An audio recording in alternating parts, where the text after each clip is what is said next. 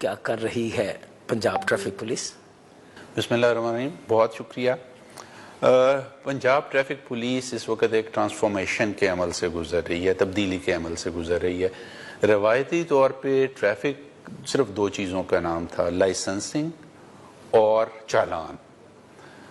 جوں جوں معاشرہ تبدیل ہو رہا ہے، ٹریفک پولیس سروسز کی رینج میں اضافہ ہو رہا ہے۔ لوگ سڑک کے اوپر زیادہ سموتھ فلو آف ٹریفک چاہتے ہیں۔